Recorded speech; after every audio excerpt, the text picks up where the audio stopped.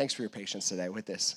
Have you ever had a moment in your life where you just had a thought and things went dark really fast?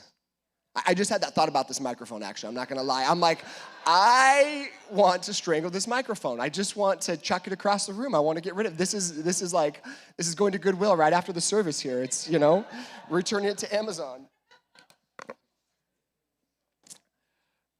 We just bought it, man, and just lots of fun issues. I'm a mess today. Like, look at this, okay? We're gonna get things together.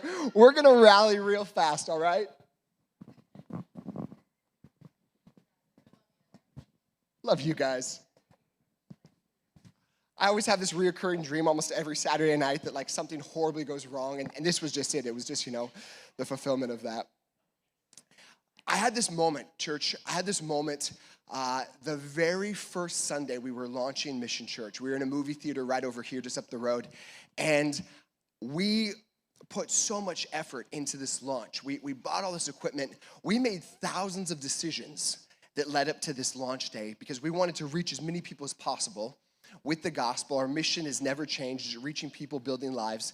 And so we are in the process of all these things. We have this massive 18-foot trailer that we unload, and we set up church in a movie theater, and it was just incredible. We had our first practice. Everything was good to go, and about a half an hour before the service, I'm in the bathroom of the movie theaters. I'm changing out of these clothes. I'm kind of sweaty because we've been like hauling stuff and running around and setting up, and I'm changing into what I'm going to wear and preaching. And I'm looking in this mirror, and all around me is popcorn and soda that's just like stuck onto the countertops. And this thought just comes to my mind. No one's going to show up today.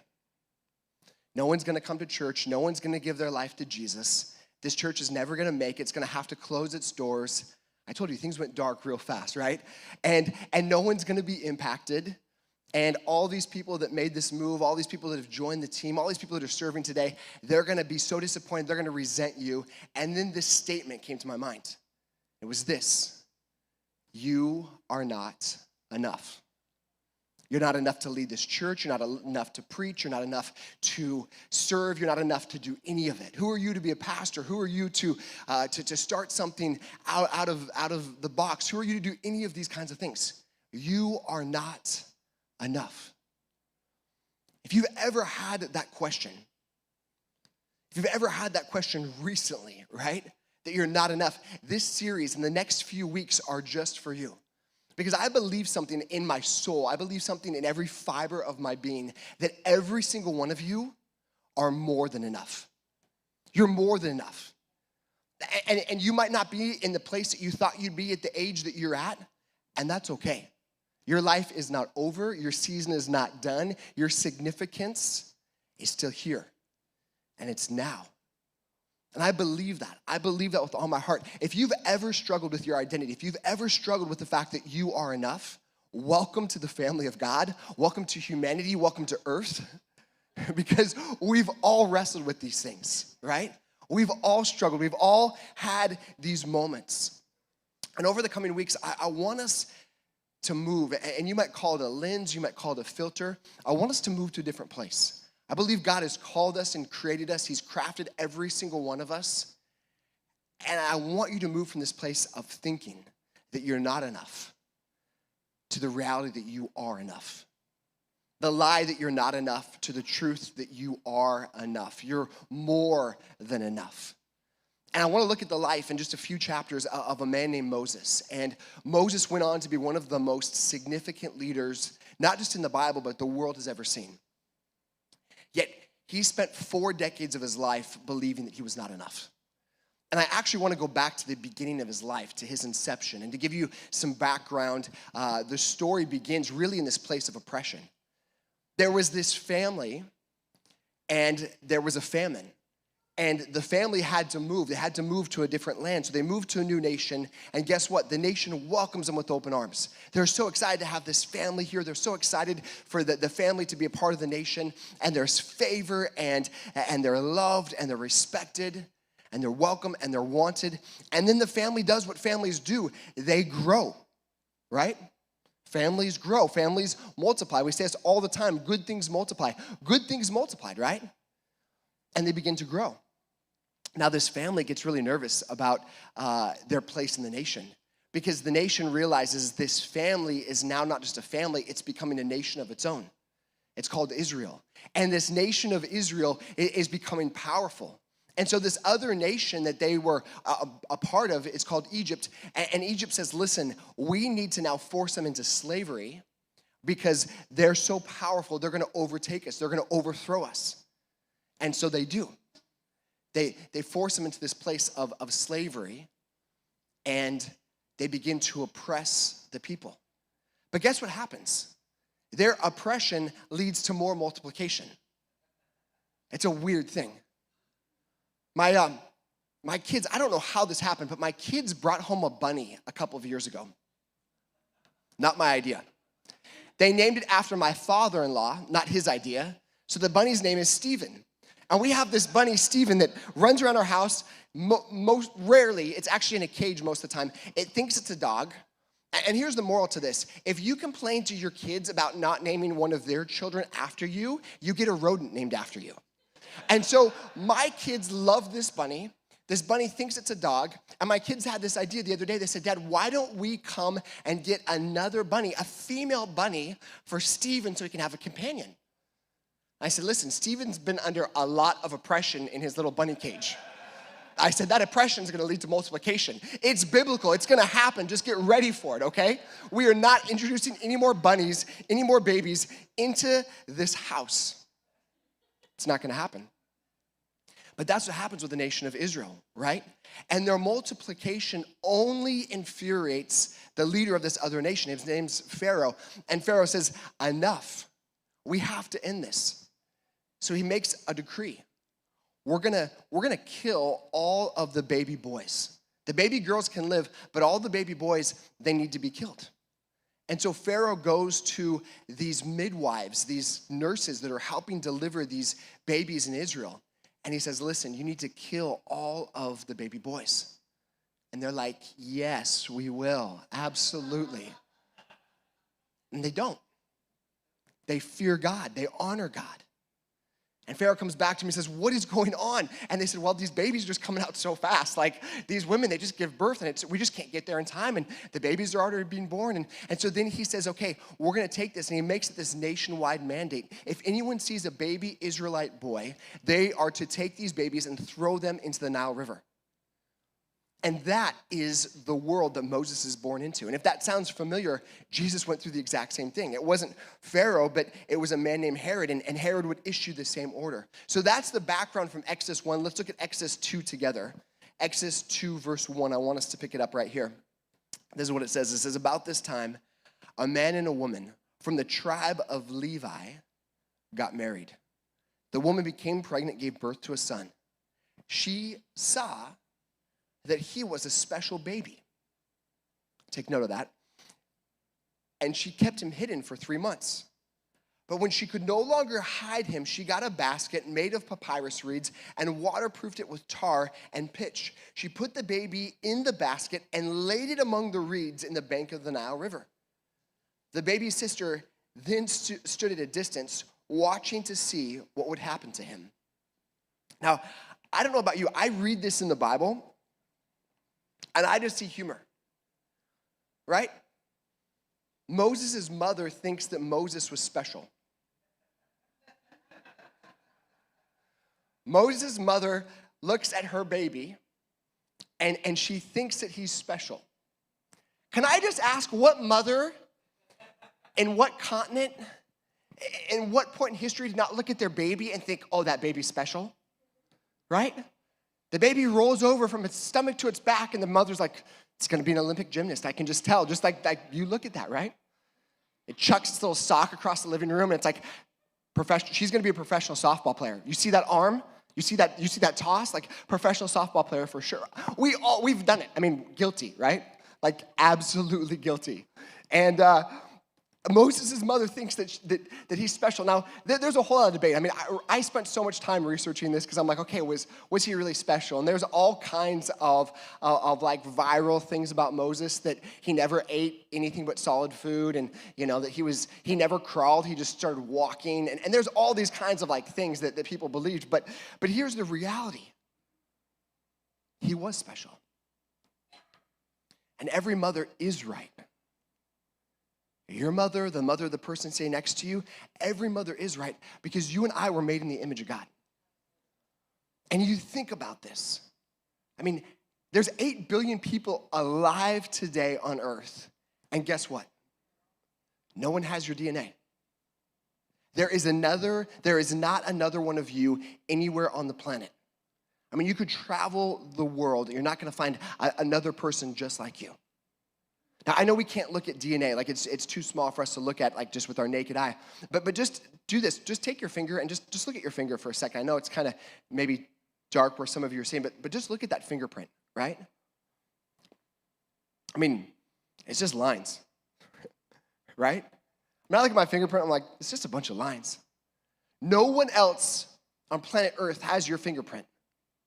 Like those lines. I mean, think about that for just a moment. No one has the lines on their finger that you do. God says, I'm gonna make you unique. Not just your DNA, I'm gonna give you something you can see every single day that speaks to your uniqueness. Your face. No one else has your face. People might look like you. You might have some doppelgangers out there. But no one is you. Someone walked up to church this morning, they met my dad for the first time, they go, you're Ezra's dad, aren't you? And he goes, yeah, why? And then he goes, you just got the same face, right? But my dad can't unlock my iPhone. My iPhone knows that that is not me, right? And my son tries all the time. He looks a lot like I used to look at his age, but he can't unlock my iPhone with his face. Why? Because he's unique. God created all of us, every single one of us, to be unique, to be dynamic, to be different, to be distinct. We're all made in the image of God. So Moses' mom was not wrong, and your mom wasn't wrong. But somewhere along the way, life began to tell us a different narrative, that we're not unique, that we're not different, that we're not distinct, that we're just like everyone else. But we see that that's not the case. Here's what I want you to see today. Don't miss your significance. The significance that you have, the significance that you were created with, don't miss that. And over today and over the weeks to come, we're gonna look at this. The significance that God has given every single one of us. Before our service, we were praying, and we meet here at 9:45 to pray, and any of you are welcome, any of you are wanted to be part of that time, but we're gathering to pray, and I'm looking around the room, I'm thinking, man, God has blessed this church with so many significant people. Leaders, pillars in our church, in our community. Every single one of you was created with significance. Every single one of you, God says, I'm making you in my image, the imago Dei of who I am. We were made in the image of God. It's amazing. This week, I don't know if you heard this, but they discovered all these new constellations and solar systems, and they took satellites and they sent them out into space, and they're discovering things that they never knew even existed. And of course, science is like, well, it's this new constellation. It's only 65 billion, trillion, zillion years old, and it's just, it's brand new. And it's like, no, we know as believers that God created that. He created it. We're just now discovering it in 2023. And if he doesn't come back in 21-23, they're still going to be discovering new things that he made at creation. He made at the beginning of time. Why? Because he's a creator. But he didn't die for those things. He didn't send his son into the world for those things. Those things are not significant like you sitting right here, you watching online, right here, right now. You are significant. God says, I created you with a purpose. I created you for right now. Think about this just for a moment. God could have allowed you to be born at any moment in history. I mean, man, you could have been with like Davy Crockett and the guys that fought for the Alamo. But God says, no, I need you in 2023, right? God created you to live at this moment. And I believe that he gives us a lot of choices, and many of us chose to live here. But there's a purpose to knowing that God brought us here. I was at a country music festival yesterday, 50,000 people. I'm like, we're in Georgetown, Texas. 50,000 people are here watching music, hanging out. Like, God, you brought us here. I'm walking around, there's just a sense of purpose. God, you're bringing the nations here. You're bringing everyone. I'm talking to people that don't live here, and they're like, we're thinking about moving here. I'm like, don't. But I mean, you can come to our church. Don't miss your significance. Here's what you got to see. Moses' parents believed he was significant, but they also believed that God was greater than Pharaoh. God was greater than anything they would go up against. And just like these midwives, they had this faith. They had this faith in God that allowed them to make the decisions that they made. Hebrews tells us about their faith. In Hebrews 11:23, it says, it was by faith that Moses' parents hid him for 3 months when he was born. When they saw that God had given them as an unusual child, and they were not afraid to disobey the king's commands. So Moses, his mom, filled with this bold faith, makes this bold move. She makes this move to build this basket, and she puts her son in the Nile River. The biggest river on the planet, she puts him in it. Now, if this seems reckless, it's not, okay? We got to unpack this for a moment. As I began looking at the Hebrew, which is the original language in the Old Testament, there's only one other word for this basket. Because I'm like, are we talking Hobby Lobby here? Like what are we talking about? The word for basket is actually the same word that we see for ark, when Noah built an ark. So she built a boat. She built like a little mini floating device, right? And she put Moses in it. She waterproofed it, she put Moses in it, and then she puts him in this place of somewhat safety that we would hope for, right? And I just have this picture of my mind of like fat baby Moses, and I picture him fat because babies are just so much cuter when they're fat, right? I mean, it's just the way they are, and he's just there kind of like content, right? But there are still so many things to worry about. If you haven't noticed, babies cry. Here's a baby left unattended in a basket. All it takes is one person to hear him crying, to walk up, realize it's a Hebrew boy, and pick him up and just throw him in the middle of the Nile. Now, even if he's special, which we know he's special, but if he's like super special, maybe he can swim. Like I've seen babies that can do that. I've seen that on YouTube. I know some people, and this is no judgment, some people like practice this, like they just throw babies into water, and I don't know about that. It just makes me nervous every time I see it. But maybe he can swim, okay? We can give him that. But here's what he can't do. He can't defeat crocodiles. This part of the Nile River had crocodiles, and not just crocodiles. They had this breed of crocodiles called Crocodilus niloticis. And you know what it means? It means that they were really big. 16-foot crocodiles. Like dinosaur crocodiles, right? So Moses literally has a fear of drowning, has a fear of someone finding him, and a fear that a giant 16-foot dinosaur crocodile is just gonna like see him as an appetizer and just roll up and eat him, right? He's going against a lot. 3-month-old Moses has a lot of problems. And so do you. And so do I. We all have problems, right? We all face problems every day. Every day there's going to be a new problem. There's going to be a new opportunity for a problem. We're going to face new challenges. It's just the way it is. And here's the problem with problems. Sometimes problems rob us of our significance. Sometimes we get so stuck on the problems in front of us that we miss the significance that we were created with. Sometimes we go from problem to problem, right? For some of you young moms, it's like, man, you get the diaper changed, you get the baby fed, and you get him down, and then the next one's just waking up and running around the house and waking up the baby again. It's like, man, I can't catch just a break. I can't catch just a moment. Some of you that are in business, you think you have the deal done, and then like one little thing just unravels the whole thing. You're like months of hard work and energy and effort and late nights, and I'm back to starting over again. We all have problems. We all face problems. If you didn't know this, for every single one of us, we face an enemy that wants to annihilate us. It's a spiritual enemy. It's not a physical enemy. Jesus said this about the devil, about this enemy that every single one of us are up against. In John 10:10, he says, the thief comes only to steal and kill and destroy. I have come that they may have life and have it to the full. Can I tell you something right now? The devil wants to destroy you.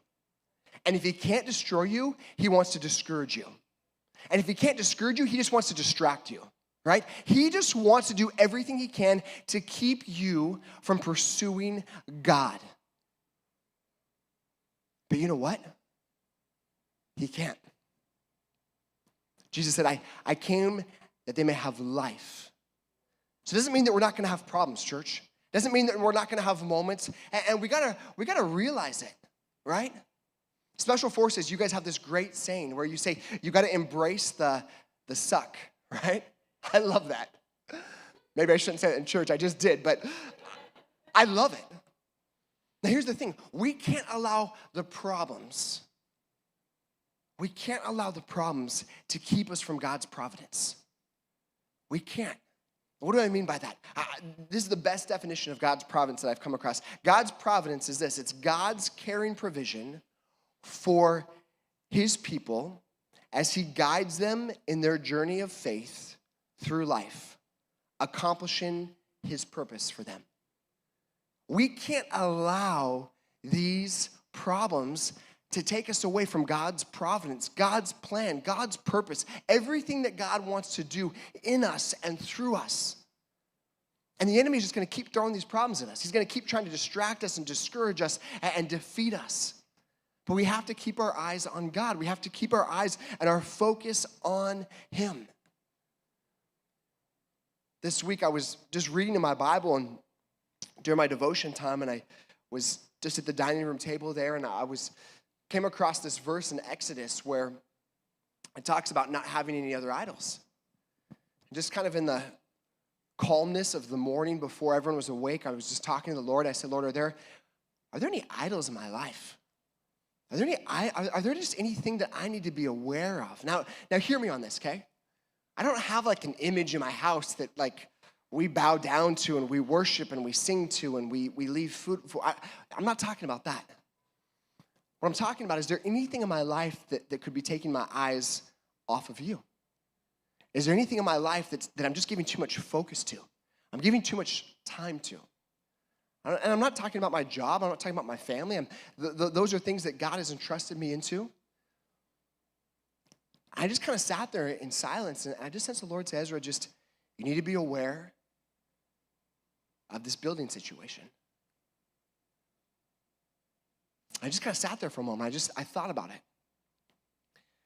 And we've been in a place like this before where we've been saying, Lord, where is our next home? When we were in a movie theater, they gave us a month to find a new home. When we were in the school, they gave us a month to find a new home.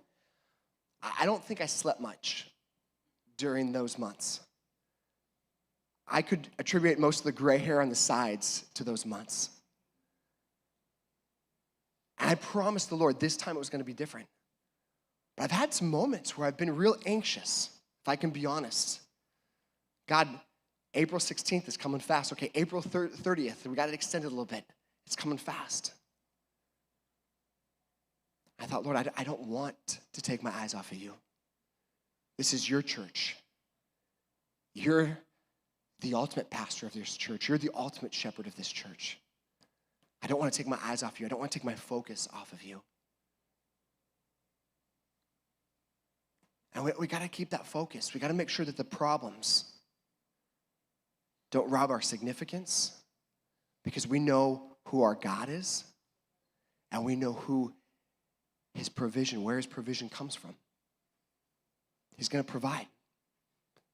He does it again and again and again. Every problem you're facing, every situation you're going through, everything you're up against, man, God always provides a way. Here's the truth I want you to see. And if you don't hear anything else today, forget about the rabbit named Stephen, forget about all those other things. Hear this. God is the source of your significance. God is the source of your significance. When we look to God, When we focus on God, when we say, God, I'm pursuing you, I'm living for you, when we allow him to be the source of our significance, man, we live in a place of significance all the time. Here's the reality. The problem that you're facing right now, when it's solved, guess what? It's not going to change your significance. Your significance is not placed in overcoming that. Yeah, I have a victory. Go out to a good meal, right? Tell some friends about it. Have a celebration. But that doesn't change your significance. My significance does not depend on the next home that we have. My significance is based on my God. Your significance is based on your God. And that's why every day we got to be talking to him. That's why every day we got to be in the Word of God. Every day listening to worship music. Saying, God, I want you to be the source. And so expose yourself to the source. That's why DMC is so good, because it just allows you to be in this place of experiencing the significance of God every single day. As Christine said, it takes you to a place that you've never been before. He's the source of your significance. Come back with me, verse 5 of Exodus. It says, then Pharaoh's daughter went down to the Nile to bathe, and her attendants were walking along the riverbank. She saw the basket among the reeds, sent her female slave to get it. She opened it and saw the baby. He was crying, and she felt sorry for him. This is one of the Hebrew babies, she said. Then his sister asked Pharaoh's daughter, shall I go and get one of the Hebrew women to nurse the baby for you? Don't you admire the confidence of Moses' sister? She doesn't stop and go to the attendants, AKA Secret Service of Pharaoh's daughter, and say, hey, can I talk to the princess? She goes right past him. She doesn't even ask the princess, who's bathing, by the way, let's just, hey, can we have a conversation? She just walks right up and says, hey, you got a problem. Do you want me to help you find a solution? And I love that boldness. I admire that boldness. To walk into the presence, the court, the bathtub of a princess, that's bold. Ladies, that's bold. Guys, you better not be doing that. Ladies, that's bold, right? And that's what she walks with. That's what she lives with. But it's not just her. It's her mom. It's her midwife, these midwives. And it's her. All three of these sets of women walk in this boldness. And here's what you have to see. This boldness comes, and this is going to sound weird, so hear me out. This boldness comes, though, from fearing God. Now, I know what you're thinking. You're thinking, fear doesn't lead to boldness, Ezra. Fear leads to more fear. But when we have this fear of God, that fear leads us to a place of great boldness. When we fear God more than we fear people, we live in a place of great boldness. If you want to have more faith in your life, begin to fear God. It doesn't mean you're afraid of God, but that you have an awe and a reverence for God. It means that you say, God, I'm going to live according to your word. I don't like all of it. There's some stuff in here that's really hard for me. But Lord, you're God and you're Savior. And because you're Savior, you're Lord over my life, I'm going to lean into you. I'm going to trust you. I'm going to obey you. And I'm going to walk in an awe of you and in awe of the things that you ask me to do. I'm going to walk in an awe of your character and your reverence and your goodness. That's what it means to fear God. And these women feared God.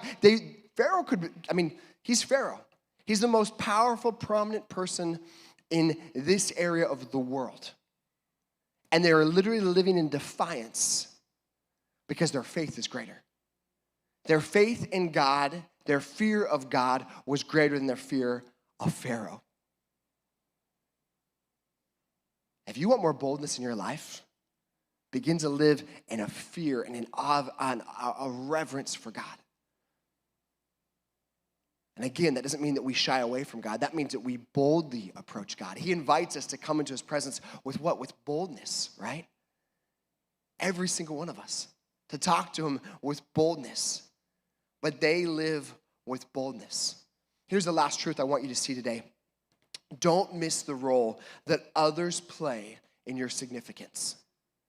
Don't miss the role that other people play in your significance. Now listen, these women saved Moses' life 3 different times. 3 months old, and his life has been saved 3 times already. Now, you might be saying, Ezra, I don't have people in my life that have saved my life 3 times. But you have people in your life that have shaped you, that have impacted you. You have people in your life that you are the person of significance that you are today because of them. Because they didn't quit on you. Because they sacrificed for you. Because they stayed in a relationship with you. Because they love you and they encouraged you. And they even said the hard things that they needed to say to you. They were for you. Today, some of us might need to be picking up the phones. We might not need to turn on the FaceTimes. We might even need to make the drive to say thank you. Thank you for investing in me. Thank you for not giving up on me. Thank you for being that person in my life. I am who I am because of you. On the flip side, though, there's also people that rob that significance. There's also people that don't fight for you. They just fight you. There's people in your life, there's people that would say that they're in your corner, but they're causing division and they're gossiping about you. They're going after you. They're not standing up for you. They're always speaking down to you. They're not encouraging you. They're not speaking with love the way that God does. They're doing everything in the opposite. And those are the people that you might need to move on from. You might need to put some boundaries up. You might need to have a filter if you can't put boundaries up when they do talk to you. I heard about an Olympic gymnast a few years ago, and she fired one of her staff members, a prominent person, right before the Olympics. And when they interviewed her, said, why did you fire this person? She said, because they weren't making me better, they were making me worse. They weren't trying to build me up, they were trying to beat me down. Now, we can't fire our family, but you can put some boundaries up. You can't fire your family, but you can filter your family, can't you?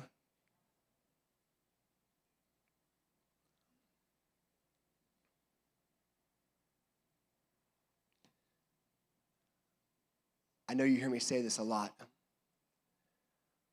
but I think this is why you need to be in community. I think this is why you need to be in relationship with other followers of Jesus. We have groups here that meet all throughout the week,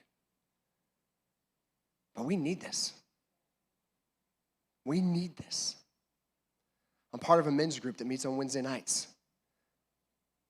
I can't remember the last time that I left feeling a little bit discouraged. I can't remember the last time I left that men's group thinking, man, I'm discouraged. I feel down. That wasn't good. I know I'm the one supposed to be leading the group, but I feel so poured into in these groups. I love what takes place. I leave Wednesday nights, and Wednesdays used to just kind of be middle of the day for me. I wake up Wednesday morning thinking, okay, how many hours till I get to be with these guys? And we get to share life. We get to laugh. We get to be together. We get to be encouraged. We get to get fired up. I mean, I want to run through a wall with these guys after Wednesday night. I'm like, let's go, right? Like, we should probably go work out after we leave our group because we're just fired up. It's so good. We need that. All of us need that. Every single one of us need community. You need people in your life that are going to encourage you. They're going to point you to Jesus. We have groups on Thursday and Wednesday, and we got more groups that are going to be kicking off soon. Get into a group. Get into DMC. Again, I know I'm just like, Ezra, come on, but you need this. I'm giving you the tools because I want you to thrive. I want you to live a life of significance. I want you to recognize the significance that God has called you into. The story concludes with this. This is the princess talking. She said, yes, go. So the girl went and got the baby's mother, Moses' mother. Pharaoh's daughter said to her, take this baby and nurse him for me, and I will pay you. So the woman took the baby and nursed him. When the child grew older, she took him to Pharaoh's daughter, and he became her son. She named him Moses, saying, I drew him out of the water. Catch this. Not only does Moses live, he's adopted by the daughter of the most powerful person in the country. but his own mother gets to raise him, and she's getting paid to do it. This is God's providence, right? This is God's care and provision for his people as he guides them in their journey of faith through life. This is why they could not let their problems keep them from God's providence. This is why they and we must not miss our significance. And get this, the man who wrote the law for all Hebrew baby boys to be thrown into the Nile, he's now signing the checks for his new adopted grandson who should be dead. That's what God does. That's why we can live a life of significance and recognize every single day that we were created to be people of significance. A few weeks ago, I was in this training. It was a 3-day training. I was with 40-some people that I didn't know any of them. They were from all over North America, and we were on Zoom for 3 days. And we're getting trained in these different things, and we're learning these different things, and then we would break out into groups, sometimes one-on-one, sometimes in like 6 or 10, and it was just a really amazing experience getting to meet people from across our continent. And you're just talking, and you're encouraging, and you're just having these conversations, and it was really life-giving. And at the very end, they broke us up into groups, and they said, okay, we want you to share what you recognized about the different people that you were with, the people that you were in breakouts with, the people that you were in this conference with. And I'm like, I'll talk about them, but like that is not comfortable for me. And so we went through, and I just, you go, you know, and so then they come to me, and I just don't like that.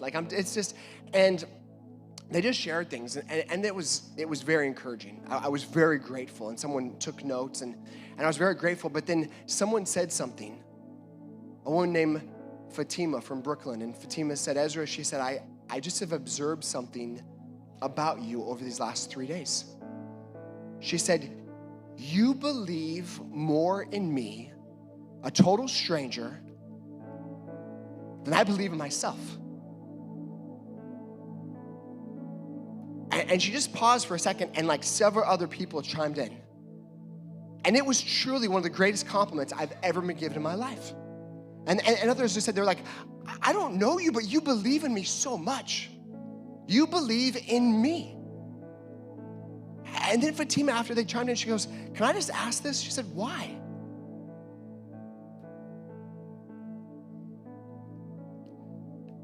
I said, Fatima, there was this moment, February 8th, 2015, that we were planting a church. It was our first Sunday. And I said, all these people had moved here to help us. All these people had joined this launch team. And I said, it was in a movie theater. And I had this moment about a half an hour before we launched the service. I'm getting dressed, I'm changing. I just had this thought, this is gonna fail. And that thought just went dark real fast. It's gonna fail. No one's gonna say yes to Jesus today. No one's gonna be impacted. All these people that moved here, all these people that are helping you, they're gonna resent you for the rest of their lives because this is gonna be one big failure, and you're not enough. You're not enough to pastor. You're not enough to preach. You're not enough. I said, Fatima, I did something I've never done before. I said, I'm staring at this mirror, and I just began to speak to the person in the mirror. I said, you are enough. You are enough because God has made you enough. You are enough because He is more than enough. And because He is more than enough, and He's in this church, and it's His church, and it's His people. I said, not only are we going to start this church, not only are people going to come to know Jesus today, but we're going to do everything that we can in our ability to help people know that they are enough, that they are significant.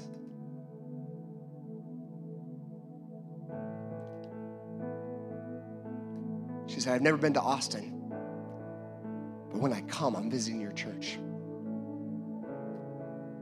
Church, you're more than enough. You're enough because God says you're enough.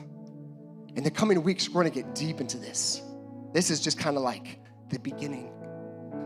But I wanna tell you something, don't miss the significance. You can know that no one has your DNA. You can know that no one has your fingerprint. You can know that no one has your same facial features, but that's not what makes you significant. What makes you significant is God says, that's my son, that's my daughter, and I created them and I destined them to be alive in 2023, to live every day with a significance, every day knowing that they're enough, every day to live on mission for me.